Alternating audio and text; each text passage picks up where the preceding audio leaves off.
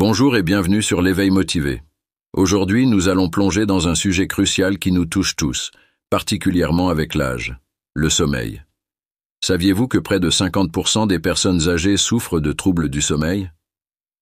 Pourtant, le sommeil est l'un des piliers indispensables pour une santé optimale.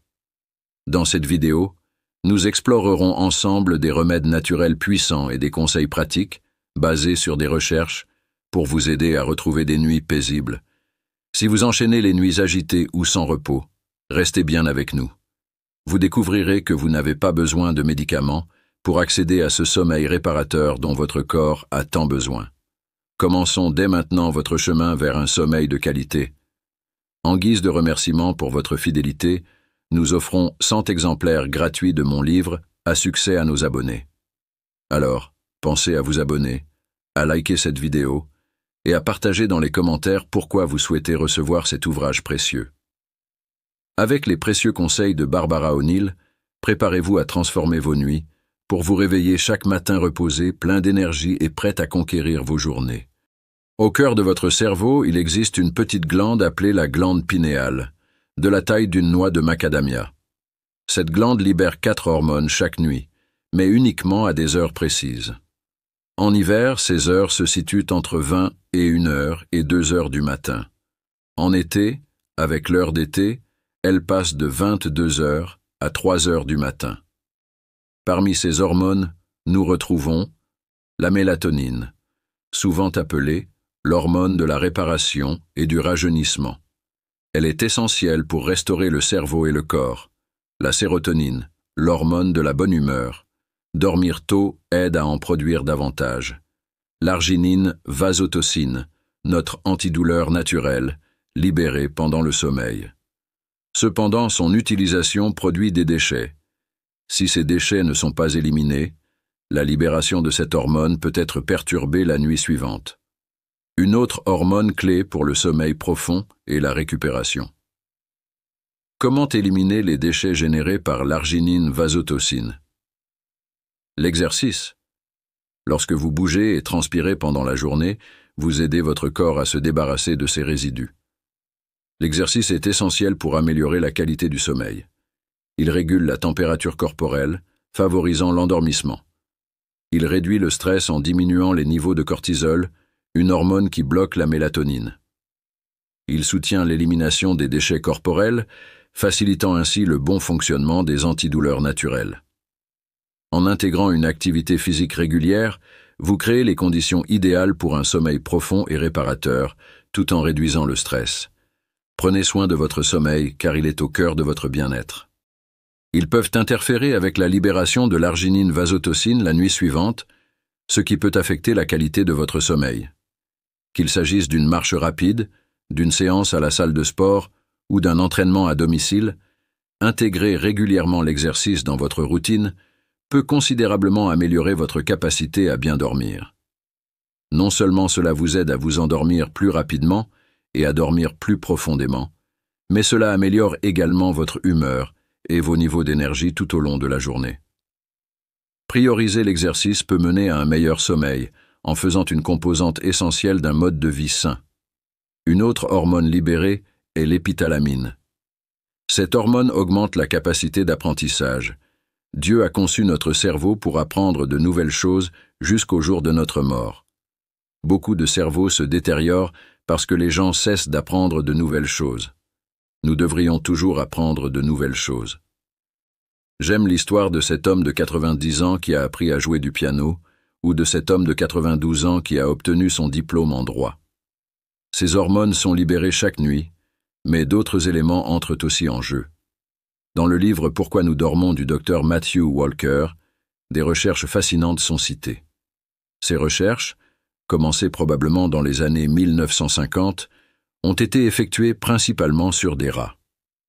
Leur système digestif et d'autres aspects sont très similaires à ceux des humains, et leur espérance de vie de 2 ans permet d'observer en 2 ans ce qui pourrait se produire chez l'humain en 80 ans. Ils ont découvert des périodes de la nuit où les paupières sont fermées, mais où les yeux bougent activement, ainsi que d'autres périodes où les yeux sont immobiles. En plaçant des électrodes sur le cerveau et les yeux, Ils ont constaté que lorsque les yeux étaient actifs, le cerveau l'était aussi. Mais lorsque les yeux étaient immobiles, le cerveau était plus calme. Ils ont appelé ces phases mouvement oculaire rapide et mouvement oculaire non rapide. Pendant les périodes de mouvement oculaire non rapide, un curieux service se produit dans le cerveau. Tout au long de la journée, les événements sont stockés dans l'hippocampe, l'unité de stockage à court terme. Pendant le sommeil, un service de messagerie transfère ces souvenirs vers le cortex, la zone de stockage à long terme. Un autre phénomène se produit durant cette période, le système de nettoyage appelé système glymphatique. Les cellules cérébrales semblent se rétracter légèrement, permettant à davantage de liquide de circuler entre elles.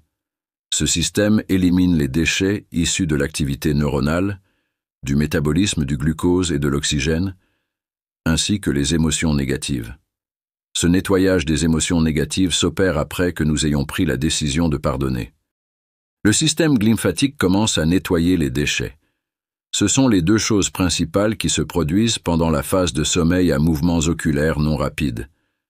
Pendant la phase de sommeil paradoxal, REM, c'est là que les rêves se produisent, d'où le mouvement rapide des yeux. Le rêve joue également un rôle essentiel dans cette phase. Ce qui a particulièrement surpris le docteur Matthew Walker dans ses recherches, bien qu'il soit athée, c'est ce qu'il a déclaré. C'est presque comme si le sommeil avait une intelligence. Son observation souligne à quel point le sommeil est complexe et bien conçu. Pendant le sommeil paradoxal, le cerveau ne se contente pas de rêver. Il organise et assimile les informations accumulées au cours de la journée. Ce système de classement relie les anciens souvenirs aux nouvelles expériences, favorisant ainsi la résolution de problèmes et la créativité. C'est pourquoi il arrive parfois que nous nous réveillions soudainement avec la solution à un problème qui nous préoccupait. De plus, le sommeil REM aide à gérer nos émotions en traitant les expériences émotionnelles, ce qui nous permet de mieux gérer le stress et de maintenir un état d'esprit stable. C'est aussi une des raisons pour lesquelles le manque de sommeil peut nous rendre plus irritables ou anxieux, et pourquoi la privation de sommeil est liée aux troubles de l'humeur. Le sommeil REM est également crucial pour notre santé physique. Il régule notre métabolisme, renforce notre système immunitaire et influe même sur notre poids. Un équilibre entre le sommeil NREM et REM permet à notre corps et à notre esprit de bénéficier de la maintenance nécessaire pour fonctionner efficacement. Toutes ces recherches montrent l'importance d'un sommeil de qualité. Se coucher tôt et laisser suffisamment de temps pour un sommeil profond et pour rêver garantit une meilleure capacité d'apprentissage, une mémoire renforcée, une stabilité émotionnelle et une bonne santé physique. Le docteur Matthew Walker, professeur, a été invité à donner des conseils pour les étudiants universitaires. Voici quelques-uns de ses conseils. Dormez avec les fenêtres ouvertes pour bénéficier d'un air pur. Exposez-vous quotidiennement à la lumière du soleil. Il a découvert que la lumière du soleil jouait un rôle clé dans la récupération du décalage horaire. Lorsqu'il arrive dans un pays comme les États-Unis, il trouve qu'il est plus facile de s'adapter au retour en Australie, car cela correspond à la rotation de la Terre. Mais le voyage inverse est plus difficile. Il a noté que s'asseoir au soleil, lever le visage vers la lumière avec les yeux fermés et laisser les rayons pénétrer à travers les paupières pendant environ 30 secondes, puis baisser la tête et ouvrir les yeux, facilite le sommeil dès le lendemain. La lumière et l'obscurité envoient des signaux aux nerfs optiques, qui les transmet à un centre de contrôle dans le cerveau, où se trouve notre horloge biologique. Cette horloge communique avec la glande pinéale.